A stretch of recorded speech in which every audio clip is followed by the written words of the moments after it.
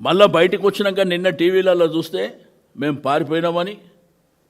అరే పారిపోయేది మీరు. అసెంబ్లీ నెల రోజులు పెట్టమంటే 3-4 రోజులు పెట్టుకొని పారిపోతుంది మీరు. పీపీటీకి అవకాశం ఏమంటే ఇయ్యమంటుంది మీరు. కాబట్టి శాసనసభ అనేది అందరిది. అక్కడ ఉన్న ప్రతి మెంబర్ కూడా హక్కుదారుడు. అవకాశాలు అనేది అందరికీ ఇవ్వాలి. ముఖ్యమంత్రిని విమర్శిస్తే నేను మైక్ ఇయ్యనంటాడు ఆయన. కనీసం రూల్స్ బుక్ చదవండి. ముఖ్యమంత్రి గారిని అంటే విమర్శిస్తే డబ్బా కొట్టాలనా, భజన చేయాలనా నీకు మీ ముఖ్యమంత్రికి?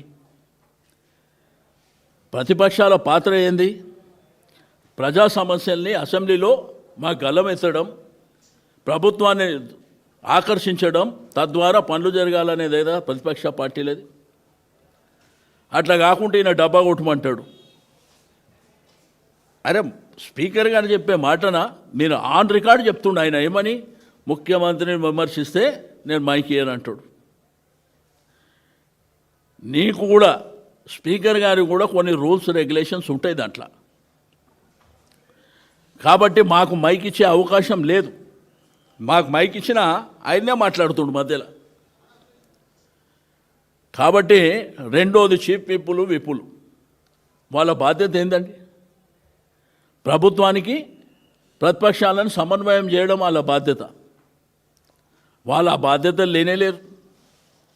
ఎప్పుడు మమ్మల్ని విమర్శించాలి, ఎప్పుడు మమ్మల్ని తిట్టాలి, ఈ కార్యక్రమాలు పెట్టుకుంటారు. ముఖ్యమంత్రి గారు అంత భూత పురాణం మాట్లాడితే శ్రీధర్ బాబు గారికి అనిపిస్తలేదు. ఆయన నేను లేచి అడిగితే ఏమంటాడంటే మీ పేరు పెట్టి చెప్పిండా అని మాట్లాడుతుండ ఆయన. ఆయన ఓపెన్గా మా దిక్కు చూపిస్తూ మాట్లాడిండు. మిమ్మల్ని తీసుకుపోయి అనంతగిరి హాస్పిటల్లో జాయిన్ చేయాలని చెప్పి మా వైపు చూపించి మాట్లాడిండు.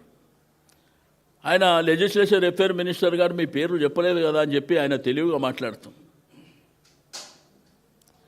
కాబట్టి మాకు మా ఎమ్మెల్యేలకు వచ్చేటువంటి గౌరవం దక్కే వరకు మేము ఆ శాసనసభకి ఎందుకు పోవాలండి? దేనికోసం పోవాలి? ఇప్పుడు ఆడ మాకు మైక్ ఇవ్వనంటారు, ప్రతి విషయం బుల్డోజ్ ఇచ్చే కార్యక్రమం. ఒక క్వశ్చన్ మీద ముఖ్యమంత్రి 1-20 నిమిషాలు మాట్లాడవచ్చా? మాట్లాడితే మాకు కుళ్ళుందంట మా కడుపులో. నీకే ఆ విషయం ఉంది కదా, ఆ కంపంతా నీ నోటి నుంచే వస్తుంది కదా. నేను అనేక సందర్భాల్లో